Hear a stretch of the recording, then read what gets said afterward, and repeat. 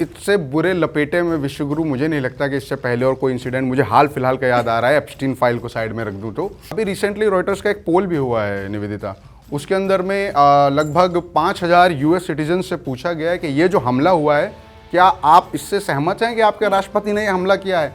एक सिरे से खारिज कर दिया। तो ये अमेरिका की जो बपौती है, आखिर कैसे जिन लोगों को एक देश के गुंडई का विरोध करना चाहिए वो कह रहे हैं कि नहीं नहीं ठीक हुआ, मुसलमान लीडर था उसका भी विरोध था।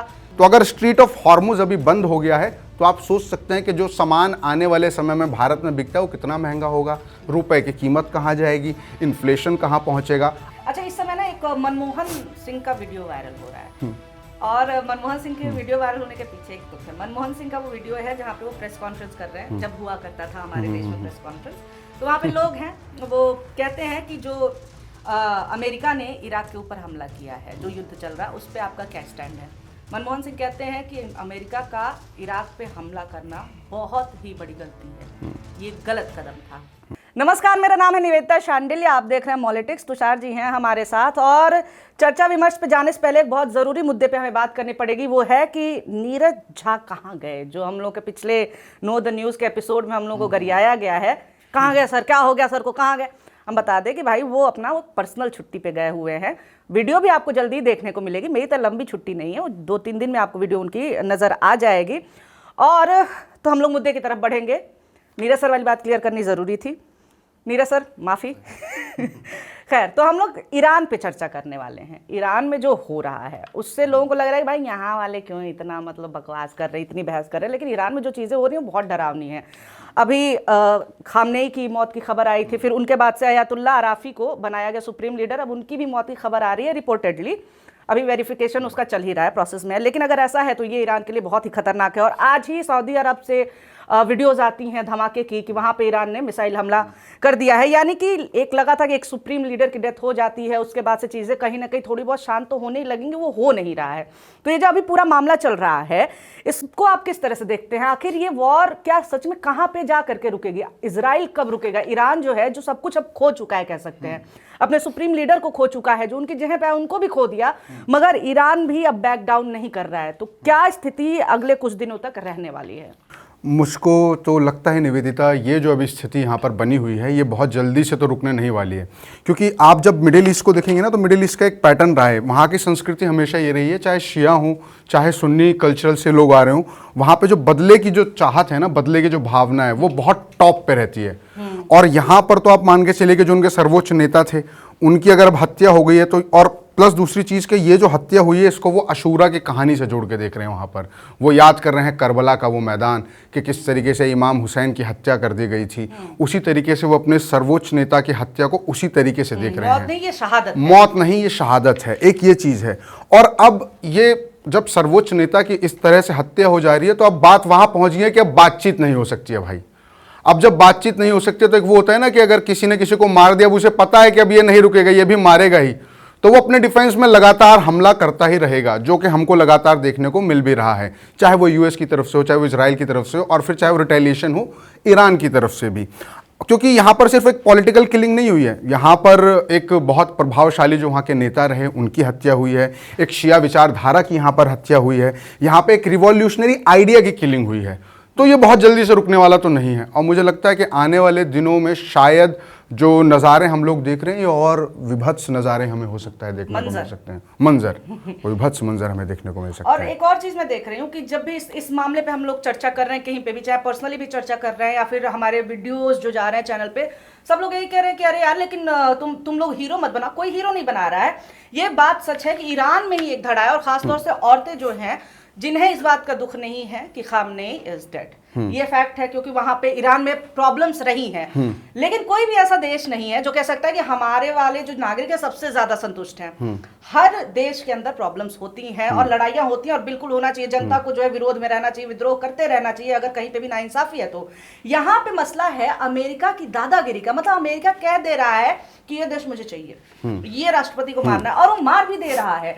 और इजराइल और अमेरिका दोनों ही जिस तरह से आप कह सकते हैं कि आतताई पना दिखा रहे, चाहे फिलिस्तीन रहा हो।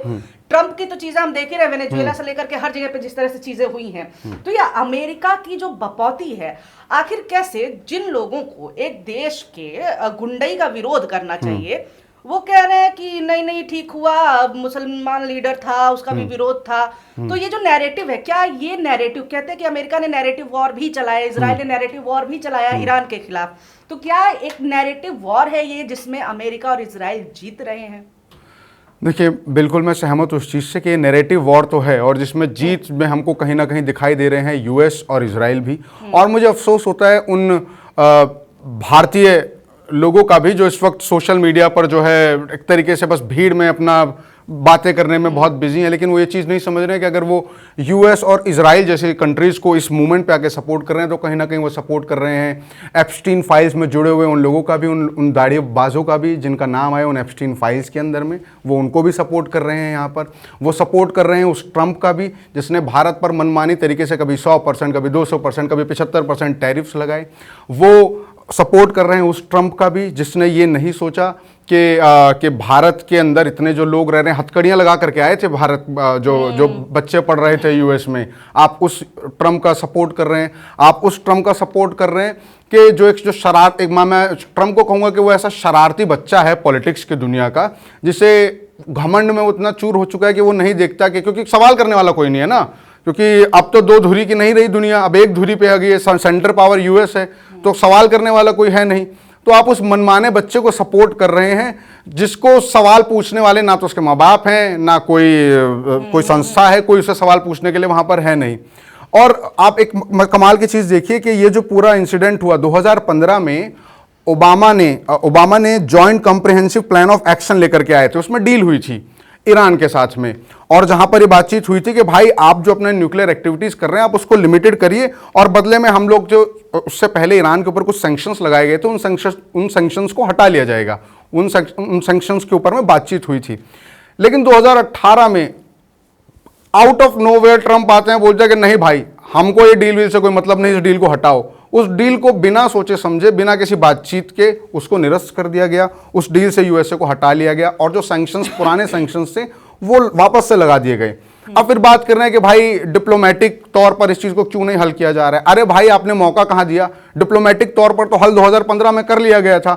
आपने क्यों उस 2015 के अंदर में जो एक्शन, जो कॉम्प्रिहेंसिव एक्शन की बात हुई थी उसको जारी रखना चाहिए था। तो मुझे लगता है आज वो हालात होते ही नहीं, जिस तरीके के हालात आज हमको देखने पड़ रहे हैं, एक तरीके के वर्ल्ड वॉर जोन में हम लोग जा रहे हैं, वो होता ही नहीं।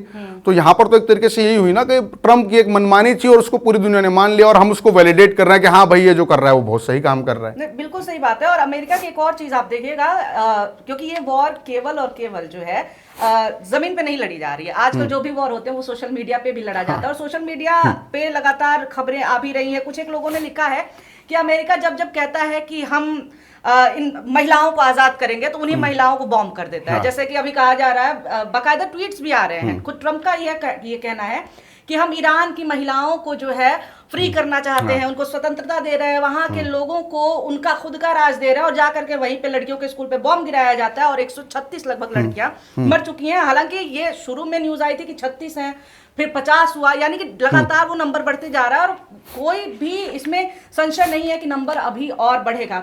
अमेरिका और इजराइल का आप देखिए, इजराइल अमेरिका के जो करंट प्रेसिडेंट है उन सबका तार एक जगह पे जुड़ता है, एप्स्टीन में, एप्स्टीन फाइल्स से सारे, और यही दोनों अभी सबसे पक्के वाले मित्र बने हुए हैं। तो क्या ये सच में थोड़ा सा साइड हटाना, अभी देखिए कौन बात कर रहा है एप्स्टीन फाइल्स पे, जो लोग इस पे लगे हुए थे वो भी नहीं बात कर रहे हैं। सही बात है। तो क्या ये ध्यान भटकाने की भी एक कोशिश? वही चीज है कि ध्यान भटकाने की भी एक तरीके से कोशिश हो सकती है, और एक बहुत सोचा समझा एजेंडा है, मैं कह सकता हूँ। और मैं वही तो बोल रहा हूँ कि ये जो लोग सपोर्ट कर रहे हैं अगर अभी इजराइल और यूएसए को, समहाउ सपोर्ट कर रहे हैं उन्हीं लोगों को जिनका नाम एप्स्टीन फाइल्स में आया था, जिन लोगों ने बच्चियों के साथ में जघन्य कृत्य किए थे, और वो सारी दुनिया के सामने वो मिलियंस ऑफ पेपर्स की फाइल है, किस किस के नाम है, आप खुद जाकर के ऑनलाइन उस चीज़ को चेक कर सकते हैं। तो अगर आप इस मानसिकता के लोगों को सपोर्ट कर रहे हैं तो समझिए कि भाई कहीं ना कहीं आपकी मानसिकता पे फिर सवाल और संदेह की सुई आ जाती है, सोचने की जरूरत है। और बाकी लोगों को छोड़ दीजिए, खुद अमेरिकन के मैं वीडियोस चेक कर रही थी इसी वॉर को लेकर के, तो उनमें से कई ने कहा, खुद जैसे ट्रंप ने बोला कि हाँ हमारे सोल्जर्स मारे गए हैं, पर युद्ध में तो ये होता है, बड़े बड़े शहरों में छोटी छोटी घटनाएं होती है, उस स्टाइल में बोला उन्होंने। अभी रिसेंटली रॉयटर्स का एक पोल भी हुआ है निवेदिता, उसके अंदर में लगभग 5,000 यूएस सिटीजन से पूछा गया है कि ये जो हमला हुआ है, क्या आप इससे सहमत हैं कि आपके राष्ट्रपति ने ये हमला किया है? सिर्फ 30% यूएस के जो नागरिक थे उन्होंने सहमति जताई कि हाँ ये जो हो रहा है शायद ये ठीक है। 70% ने एक सिरे से खारिज कर दिया। ट्रंप महोदय कह रहे हैं कि ये हम जो है भाई ईरान की महिलाओं के लिए कर रहे हैं, ईरान के बाशिंदों के लिए कर रहे हैं, ईरान के लोगों के लिए कर रहे हैं। ईरान के लोगों से आपने पूछा? कब गए? किससे बातचीत हुई? कौन से पैनल में बैठे थे? किसने वोट किया था? किसने आपको कहा था कि आप आकर के हमला करें? किसने कहा था कि उनके सुप्रीम लीडर को जो है आप सुबह के वक्त में एक 20 मीटिंग में मार दीजिए? किसने कहा था? अरे आपके अपने जो वोटर्स हैं, आपके जो अपनी कंट्री के लोग हैं, 70% वो आपके खिलाफ हैं, 70% वो नहीं मान रहे कि आप जो कर रहे हैं वो सही काम है। तो आप केवल आपको लग रहा है कि आप जो काम कर रहे हैं वो जायज है, तो इसका मतलब ये थोड़ी ना है कि भाई जो आप मानेंगे बस वही सब है। एक जो डिक्टेटर माइंडसेट होता है ना, उसको लगता है कि हम तो कृपा कर रहे हैं, तुम्हें चाहिए ना नहीं चाहिए, नहीं हम करेंगे तुम्हारी भलाई। खैर इस पे ज्यादा डिटेल नहीं जाएंगे। खुद अमेरिकन क्वेश्चन कर रहे हैं, वो कह रहे हैं कि भाई हमारे सैनिक इजराइल के लिए क्यों मर रहे हैं, कि उठो जवानों तुम्हें इजराइल के लिए बलि चढ़ना है। आखिर ये क्यों हो रहा है? ये लगातार सवाल हो रहा है। पर इन सारी चीजों के बीच में भारत का अगर पूरा आप सिनेरियो देखें, यहाँ पे एक ही सवाल है कि ये मुसलमान इतना रो क्यों रहे हैं? कश्मीर में क्यों बवाल कर रहे हैं? ईरान वाले से हमें क्या मतलब है?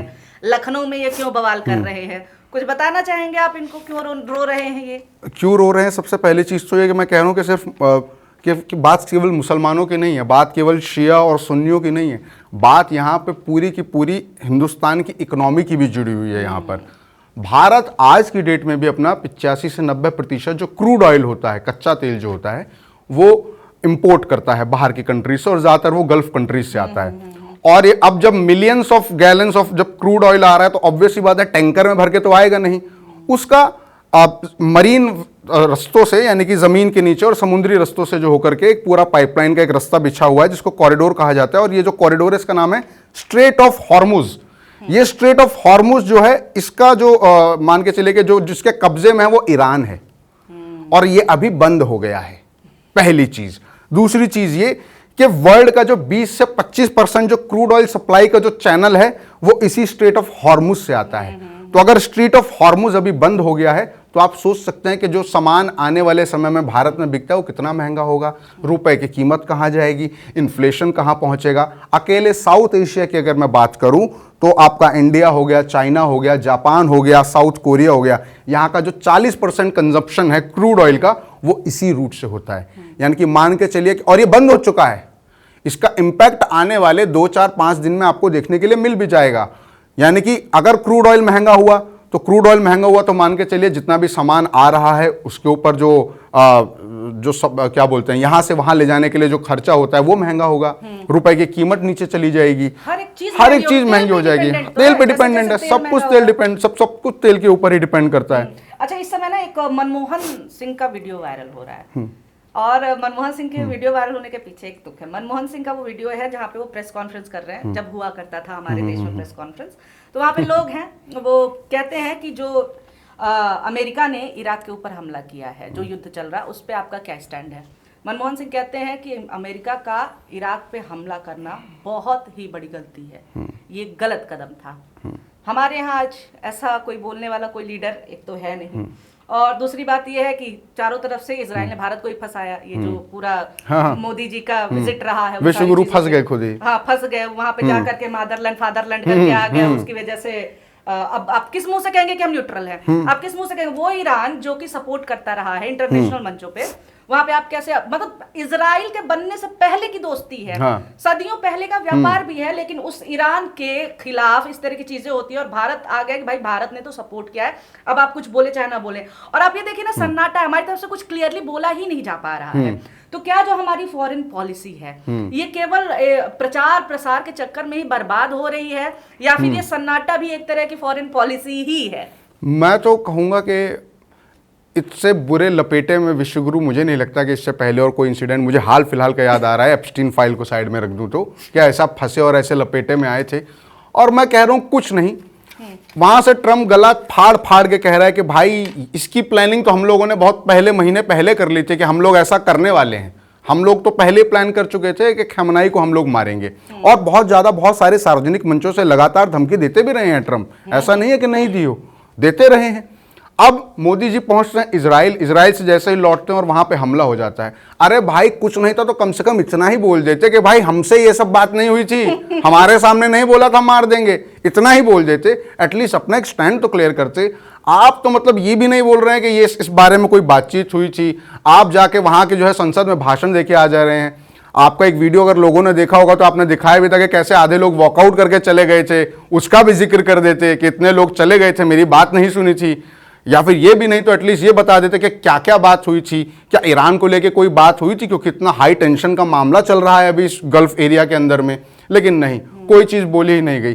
तो ये चुप्पी अपने आप में बहुत सारे संदेश दे देती है कि कहीं ना कहीं भाई गड़बड़ झाला तो है, कहीं ना कहीं चोर तो है मन में आपके। मतलब बाय डेफिनेशन कहते हैं कि मीडिया का काम खबरों को दिखाना है, लेकिन अब डेफिनेशंस जो हैं वो सब के सब धरे के धरे रह गए। अब मीडिया का काम हो गया है खबरों को दबाना, खबरों को छुपाना। तो हम लोग को लग रहा है कि अब अंत की तरफ बढ़ना चाहिए। बिल्कुल बिल्कुल बढ़ना चाहिए। तो अभी जो है ना प्रोपेगेंडा वॉर जो है, आप उसके ऊपर भी ध्यान दीजिए। मैं देख रही थी कि कुछ एक एंकरानी कुछ एक क्या सारे के सारे एक ही लग रहा था, कहीं से व्हाट्सएप फॉरवर्ड आया और उन्होंने ट्वीट कर दिया है कि बताओ पूरी दुनिया जल रही है, हम शांति से सो रहे हैं। अगर तुम शांति से सो रहे हो तो भाई दिक्कत तुम्हारी है, क्योंकि घबराना चाहिए, भारत के ऊपर असर पड़ेगा। और शांत भाई, भारत और पाकिस्तान में जब कथित युद्ध जब हो रहा था तो श्रीलंका वाले सोए हुए थे। अगर आप डायरेक्टली इन्वॉल्व नहीं है तो फिर आपको दिक्कत तो नहीं होगी। इसमें ये क्या है कि हम लोग देखो सोए हुए हैं चैन से, और बाकी जो भी चैन से सोए हुए हैं उनको ये जान लेना चाहिए कि बहुत दिक्कतें होने वाली हैं। भारत जो है अंतरराष्ट्रीय लेवल पे अपना स्टैंड खो चुका है। जो भारत का स्टैंड था कि मित्र राष्ट्र वाली चीजें थी, न्यूट्रल हम लोग रहते हैं, वो सारी चीजें धरी की धरी रह गई हैं। और इतना सब कुछ करने के बाद भी जब हम फंसते हैं तो कोई सपोर्ट करने के लिए नहीं आता है। सही बात है। कौन सा देश आया था हमें सपोर्ट करने के लिए? पाकिस्तान के सपोर्ट में फिर भी कंट्रीज आ गई थी, लेकिन हमारे सपोर्ट में जिनके साथ हमने मिशन दोस्ती चलाई थी, तुर्की, वो भी पाकिस्तान को सपोर्ट करने लगता है। बाकी जगहों से हथियार आते हैं। तो प्रोपेगेंडा जो वॉर है ना, उससे हमें बचने की जरूरत है, क्योंकि हमारे यहाँ लिहो ज्यादा होता है। कुल मिला के कि भाई ना इतिहास जानेंगे ना कुछ, ये अच्छा मुसलमान मरा है तो अच्छी बात है, रो रहे हैं तो क्यों रो रहे हैं मुसलमान। मतलब ये बहुत अजीब तरीके का ये माहौल है। तो प्रोपेगेंडा वॉर के चक्कर में अभी आप मत पड़िए, बहुत फेक वीडियोस आएंगे, बहुत फेक नैरेटिव्स बन रहे हैं। उन सारे फेक नैरेटिव्स का असलियत, उनकी असलियत क्या है ये जानना है तो हमारे वीडियोस देखते रहिए आप। और एक बार मैं फिर से बता देती हूँ कि नीरज जी जल्दी ही नो द न्यूज में वापस आ जाएंगे। फिर हाँ से आज भाई, हम आ लोग जाएंगे नहीं लगाना है। जल्दी। नीरज सर से भी हमने बता दिया कि जल्दी आइए आप। तो बहुत शुक्रिया ये वीडियो देखने के लिए। ऐसे वीडियोस देखते रहने के लिए हमें सब्सक्राइब करना नहीं भूलना है। बहुत शुक्रिया, बहुत धन्यवाद। धन्यवाद।